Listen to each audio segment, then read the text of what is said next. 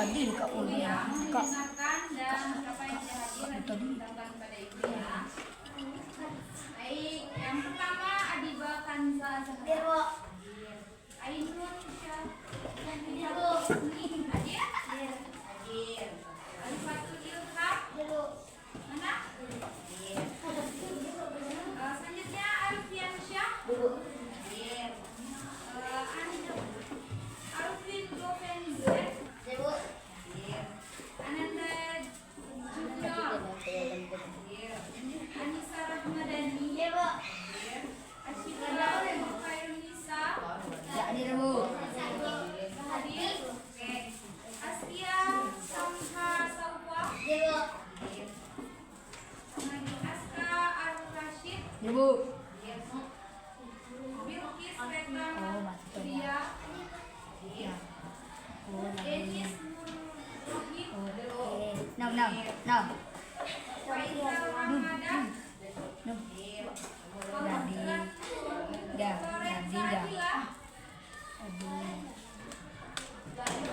Floren Akila. Maaf ya. Isya Datul Andi. Ismi Meika. Kaila Salsabila. Kenzo Fernando. Mana yang Putri Raina? Mana? Muhammad Fajar Abasi. Nama gue tidak dipanggil guys. Muhammad Ilham. Muhammad Reski Aditya. Ibu. Muhammad Ridho Irwansyah. Nafsa mana?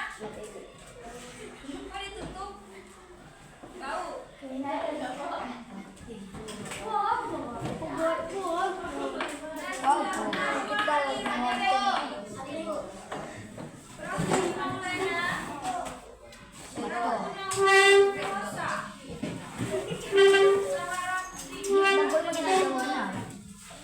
Berarti yang tidak hadir satu orang temannya ya. Sakit. Apa namanya tidak terpanggil?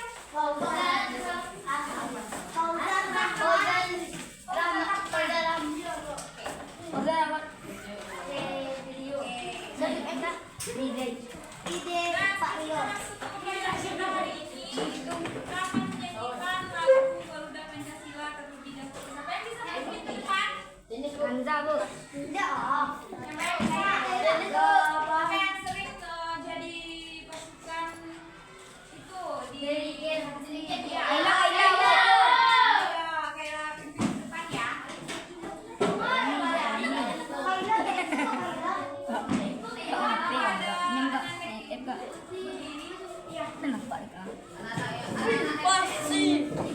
Ada nampak dah.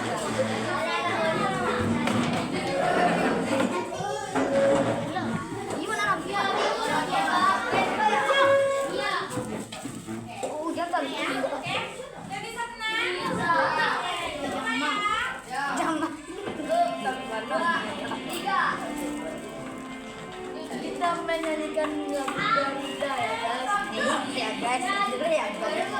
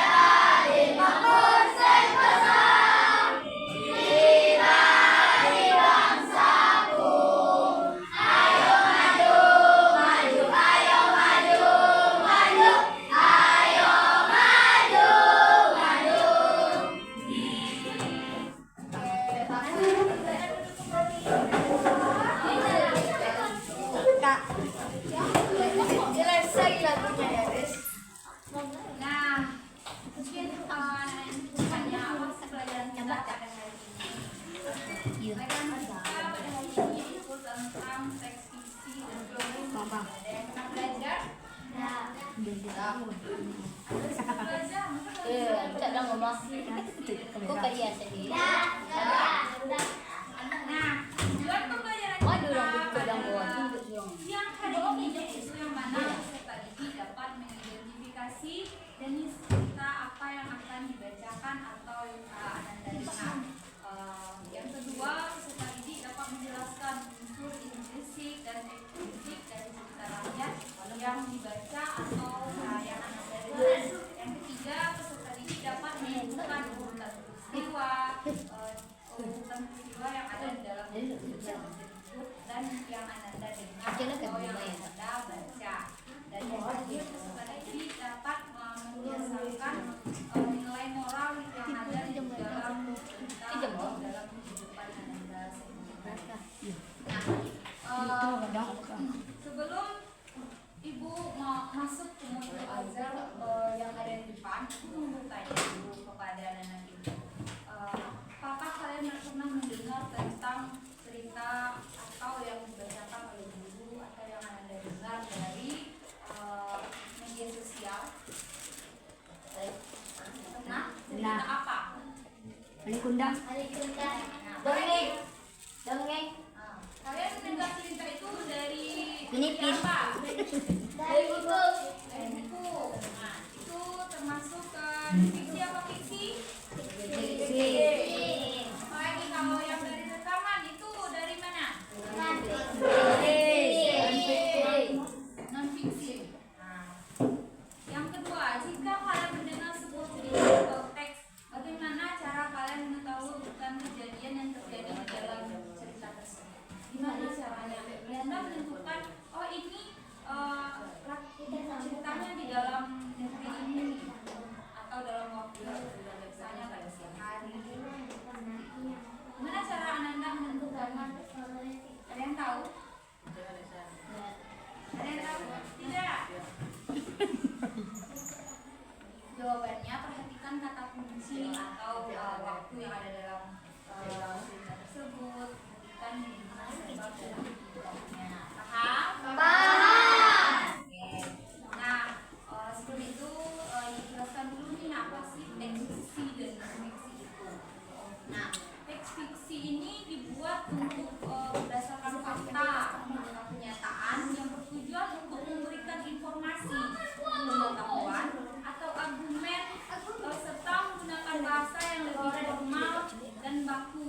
Contohnya pada biografi, buku pelajaran, pengetahuan dan lain sebagainya. Teks fiksi, ada yang tahu apa teks fiksi itu apa? Ada yang tahu? Ayo jelaskan. Ya sudah. Apa namanya yang jelaskan? Lebih. Kata teks fiksi adalah mengandung unsur Nafla, Bu. Bilang enggak. alur dan Politik, tema Kak. yang digunakan dalam bahasa figuratif atau kiasan. Contohnya pada novel, cerpen, dan apa lagi? Nah, Uy. bentar ya.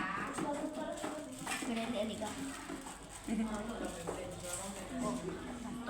Sudah mah. Betul. Iya bang, sorry bang. Oh. Oh.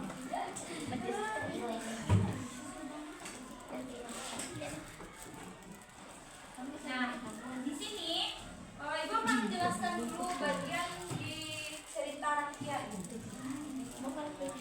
Oh, stop.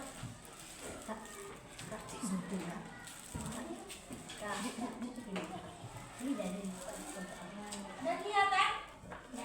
Dah Kak. Ada? Tidak Kak. Iya, sekarang di belakang. Yuk.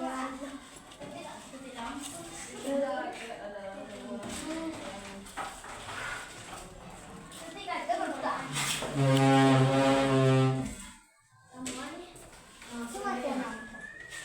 Nak ayo mah nampak tu aja. Nampak? Cerita rakyat ialah sebuah cerita yang menjelaskan kebudayaan rakyat secara turun menurun dan Oke, Ibu jelaskan ya.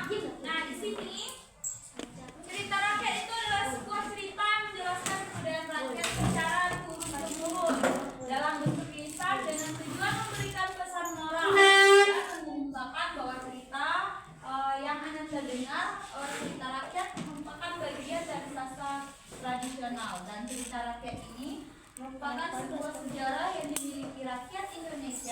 biasanya cerita rakyat mempunyai latar cerita yang mana menjelaskan asal muasal suatu tempat dan menurun semi dalam cerita rakyat tersebut. Nah, di sini kita akan lebih mengenai informasi tentang sebuah cerita rakyat yang mengundang. Nantinya akan kita tonton bersama-sama sebuah video di dalam cerita tersebut. Namun, terlebih dahulu Ibu akan menjelaskan apa sih unsur intrinsik dan ekstrinsik tersebut. Nanti di akhir pembelajaran Ibu akan lebih tanya lagi tentang unsur intrinsik dan ekstrinsik. Mohon diperhatikan ya anak-anak semuanya. Nah, unsur intrinsik ini adalah elemen yang terdapat dalam karya sastra itu sendiri, dan elemen ini berkontribusi pada pembangunan cerita dan karakter serta membantu menyampaikan pesan atau tema yang disampaikan oleh penulis. Contohnya adalah tema itu sendiri adalah pokok atau inti cerita. Dan yang kedua dan ketiga adalah karakter dalam cerita ini dapat atau bagaimana mereka digambarkan. Setiap tokoh memiliki sifat latar belakang yang berbeda. Yang terakhir, yang ketiga ada plot. Ada yang tahu itu plot apa? Apa? Plot, bukan plot. Plot itu adalah alur atau urutan kejadian yang terdapat dalam sebuah cerita.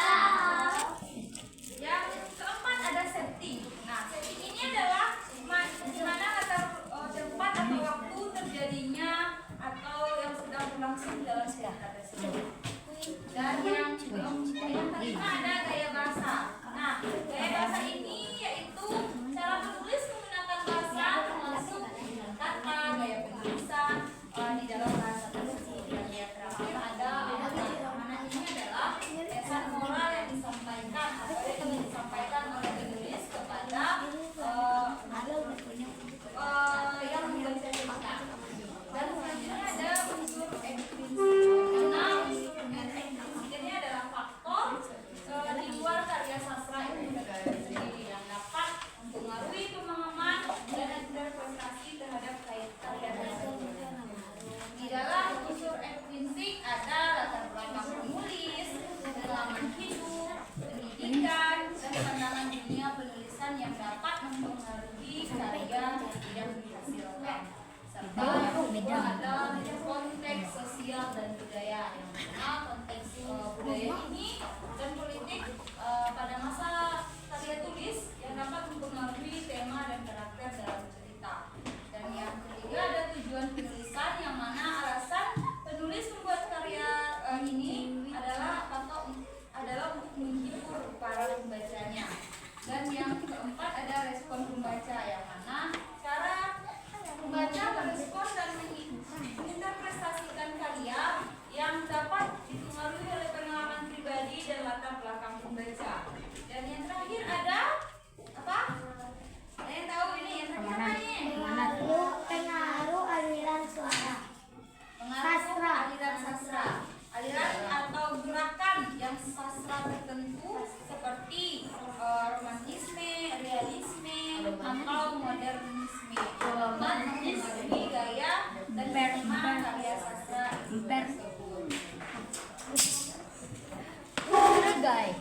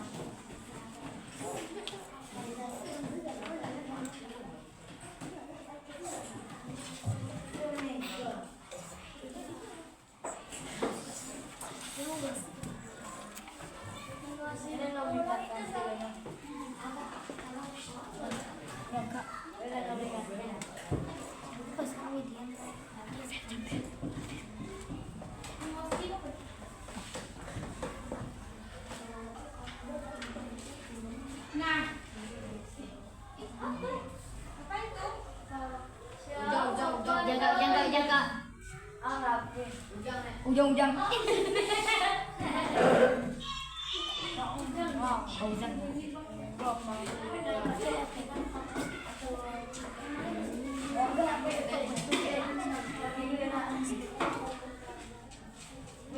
Nah, di sini Ibu ada video dan nanti silakan Anda pahami dan nanti Ibu akan memberikan LKPD di atas cerita nanti. Nah, silakan dengarkan cerita Malin Kundang yang ada di dalam video tersebut.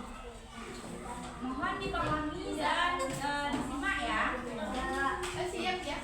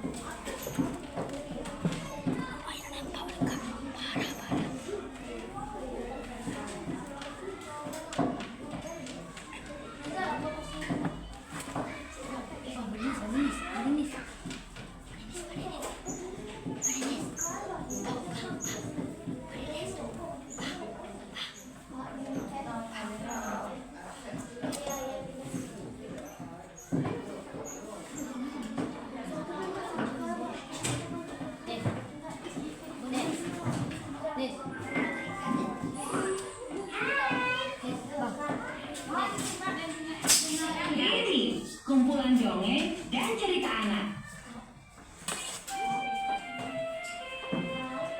Legenda Malin Kundang.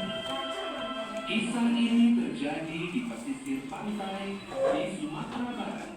Dikisahkan terdapat sebuah keluarga yang hidup dalam kemiskinan.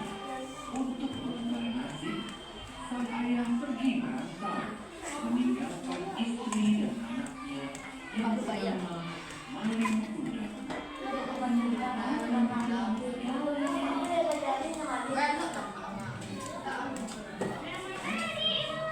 Selamat pagi, Malin. Baiklah, nak. Hati-hati ya di jalan.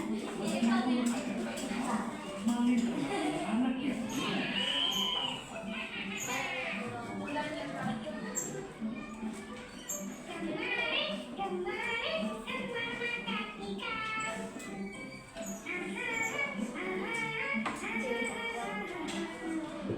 Sejak kecil, ia kerap membantu ibunya mencari ikan sebagai makanan sehari-hari. Wah, hebat. Nanti ibu masakkan tumis ikan kesukaanmu. Seiring berjalannya waktu, Malin kecil tumbuh menjadi seorang pemuda yang gagah. Ia merasa kasihan terhadap ibunya yang terus bekerja membanting tulang sendirian. Ia bertekad untuk merantau demi membantu ibunya. Malin, apakah kamu yakin hendak merantau, nak?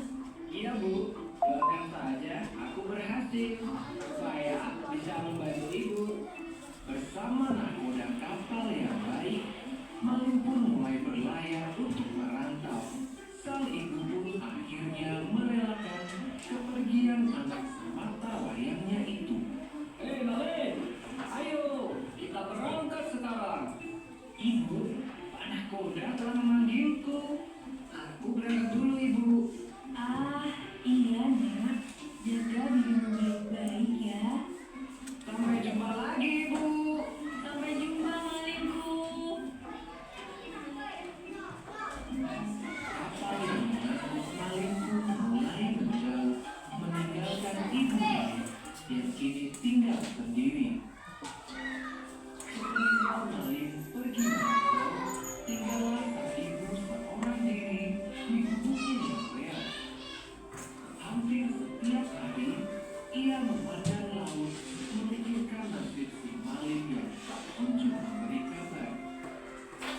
Malin, bagaimana kabarmu, Nak? Ya Tuhan, lindungilah anakku. Semoga dia selalu sehat. Waktu pun berjalan. Ibu Malin kian menua. Ia masih hidup seorang diri. Malin juga tidak pernah memberi kabar akan kepulangannya. Hingga suatu ketika, sang ibu pulang dari pasar. Ah, ikan yang segar ya, Pak? Tentu saja, Ibu. Ayo silakan dibeli. Ikan segar, makan bukan. Ah, ikan segar. Dulu, Malin suka sekali makan jenis ikan buatanku. Aku sangat rindu dia. Dalam perjalanannya pulang dari pasar, sang ibu melihat nahkoda yang dulu membawa Malin. Hah, itu kan Pak Nakoda. Pak Nakoda. Oh, ibunya Malin rupanya. Bagaimana kabar anakku, Pak? Sang nahkoda pun menceritakan semuanya tentang Malin kepada ibunya. Malin kini telah berhasil, Bu. Ia kini menjadi seorang saudagar yang kaya. Ia juga telah memiliki seorang istri. Aku dengar dia akan berlabuh ke sini esok hari. Oh, benarkah itu? Malin. Oh, Malin. Ibunya terlihat sangat bahagia mendengar cerita dari nahkoda tersebut. Sang ibu segera ke dapur untuk memasak. Seolah tidak ia hiraukan demi menyambut kedatangan Malin. Akan memasakkan jenis ikan kesukaan Malin. Buatkan namanya untuk istrinya juga. Akhirnya, sang fajar pun menyingsing. Hari di mana Malin akan tiba di kampung halamannya. Sang ibu bergegas berlari menuju pantai. Malin. Ah, untung masih sampai. Sampainya di tepian pantai, beberapa orang telah berkumpul menyambut kapal Malin. Kapal Malin terlihat besar dan megah. Ibunya terhanyut merasakan kapal tersebut. Ia sudah tidak sabar melihat anaknya. Malin pun akhirnya menginjakkan kakinya di tanah kelahirannya. Ia dan istrinya yang cantik terlihat turun dari kapalnya yang mewah. Tiba-tiba dari kejauhan sang ibu berteriak kencang. Malin, Malin anakku, kau sudah tumbuh dewasa rupanya. Sang istri Malin bertanya keheranan. Siapakah wanita rentang itu, suamiku? Dia bukan ibuku, Kak. Kamu bilang orang tuaku kaya raya? Dia bukan siapa-siapa. Bahkan aku tidak kenal dengannya. Tak disangka, Malin mendorong ibunya itu hingga jatuh tersungkur. Aduh, Aku tak punya ibu sedekat kamu. Tapi Malin, anakku. Sudah, istriku, ayo kita pulang. Rupanya kita telah berlabuh di pulau yang salah. Malin pun pergi, meninggalkan ibunya yang terus berinak air mata. Sang ibu tidak menyangka anaknya yang dulu meninggalkan berubah menjadi anak yang durhaka. Sang ibu selalu berdoa memohon kepada Yang Kuasa. Ya Tuhan, apabila dia bukan anakku, aku akan memaafkan perbuatannya.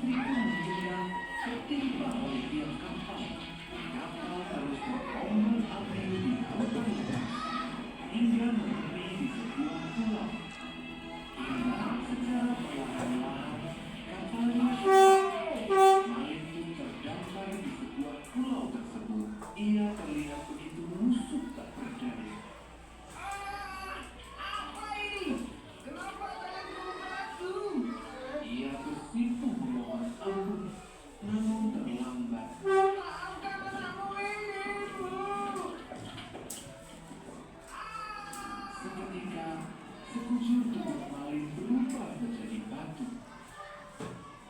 Itu adalah hukuman yang harus diterimanya karena durhaka kepada ibu. Nasihat dari cerita ini adalah ibu adalah wanita mulia yang telah melahirkan kita. Sayangi dan hormatilah ibu. Oke, setelah anak-anak semuanya mendengarkan cerita Malin Kundang tadi. Nah, di sini ibu mempunyai sebuah LKPD yang mana silakan anda isi nantinya ke kelompok. Nanti ibu akan bagi kelompoknya. Setiap kelompoknya ada yang berisi anggota 5 orang dan ada yang 6 kelompok. Oke. 1, 2, 3, 4, 5, 6 kelompok 1. Ingat ya, sampai ada ini. Dari ada yang di belakang sampai sini kelompok 2. Paham ya? Terus dari yang belakang sampai ada yang perempuan kelompok 3. Dari yang paling belakang sekali sampai ada yang perempuan ke kelompok 4, yang ini kelompok 5. Yang lulusan kita kelompok. Oke? Silahkan diisi nama temannya nanti dan kelas dan tanggal harinya. Ini kelompok 1. Ya. Ini saya. Hanya. Kelompok tadi. 4.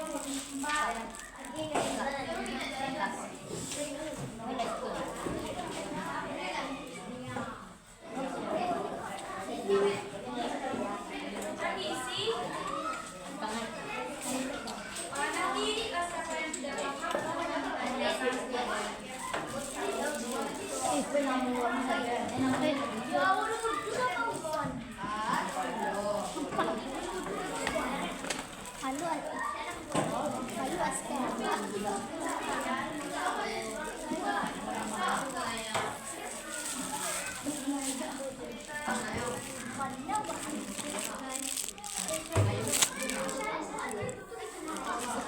Tabi.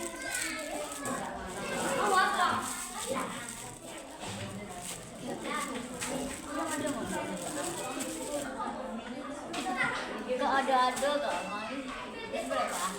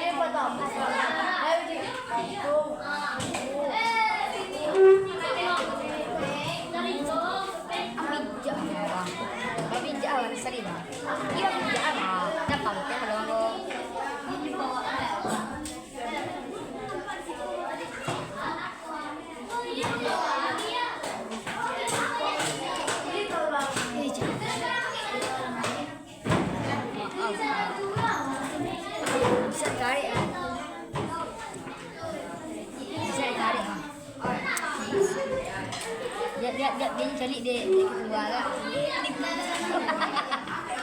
Ya, kalau aku pernah nambah nilai. Kalau ini kami tak tahu tu.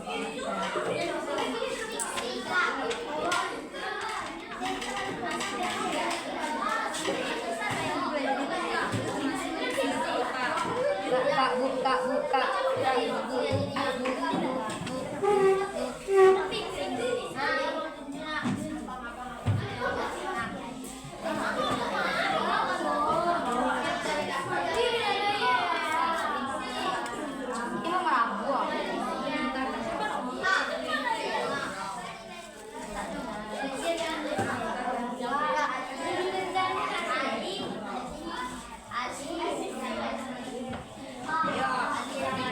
ya yang mana menurut kelompoknya benar?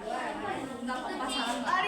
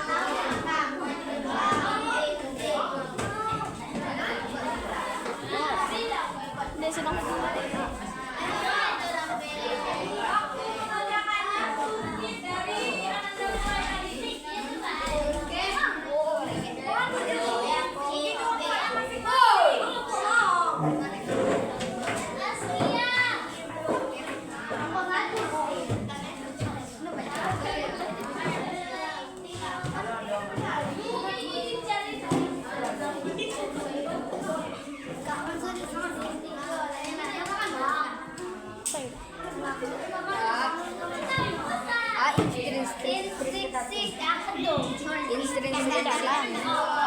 Ini dalam. X luar. X itu kayak andur tadi, tema tadi itu ada X. Itu X. Itu X X itu kayak nilai.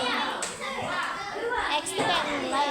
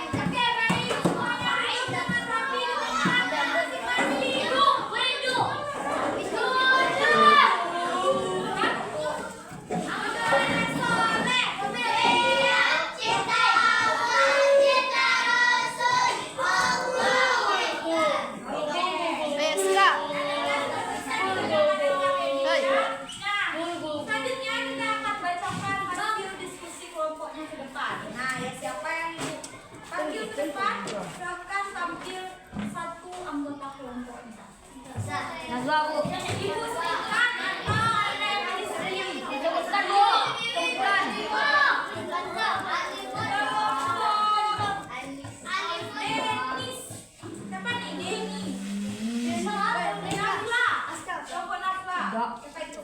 Lah. Nomor mana? Maju. Najma itu dan akan sebutkan hasil SKK. Enggak nyuruh. Ya kau kan saya iden deh. Kau kan langsung jadi.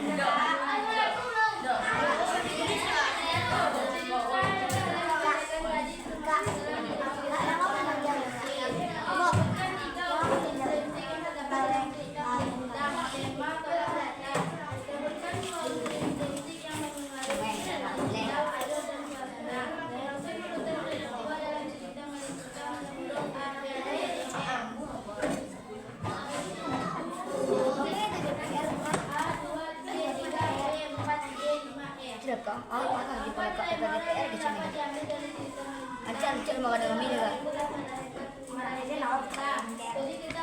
Ancam ini kakak, coba ada kami itu tempat mak.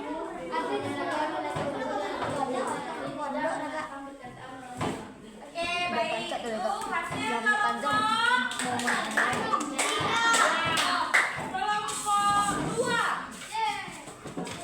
Mana ya? Andra, serta pada depan. Lanjutkan ya.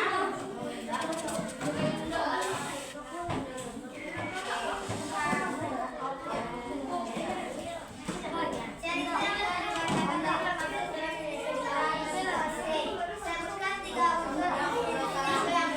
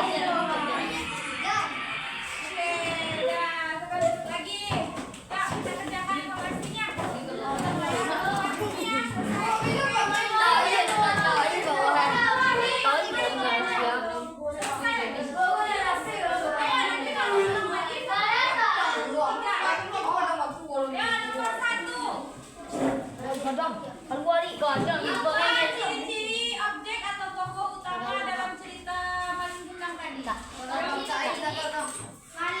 dibikin itu yang jawaban aja ya. Apa ciri-ciri atau objek yang terdapat dalam cerita tadi? Cerita Malin Kundang tadi. Bikin nama kelas. Belum. Selesai kan Rina? Sendiri yuk. No. Selesai dulu. Jangan sini kita tutup kok. Tenang aja selesai. Udah?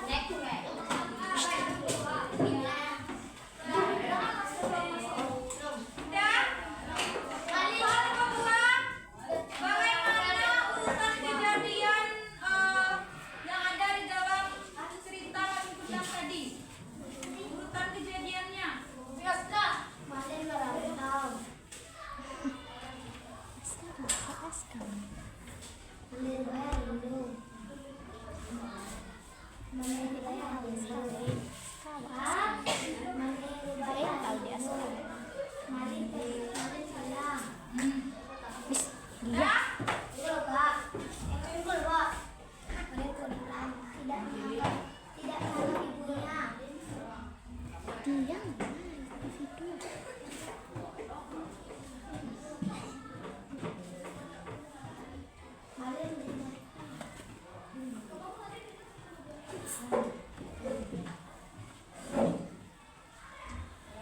udah. Soal nomor 3 yang terakhir. Oke, nomor 3 lagi. Apa sebutkan nilai moral yang kita pelajari dari cerita tersebut? Janganlah durhaka kepada orang tua. Oke, yang sudah silakan dikumpulkan. Gak usah jalan biar ikut yang gak usah jalan, kita tutup dulu baru pada bapakmu. Yang lagi? Nggak buat ya? Udah?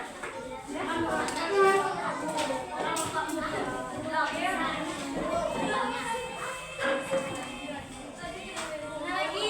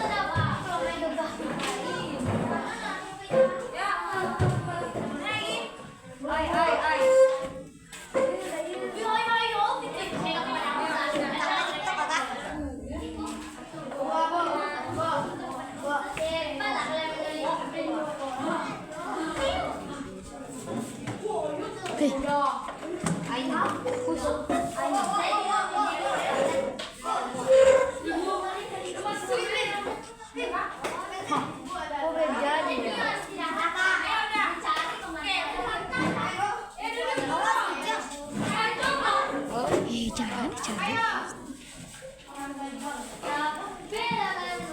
Lalau. Oh, nih. Jangan.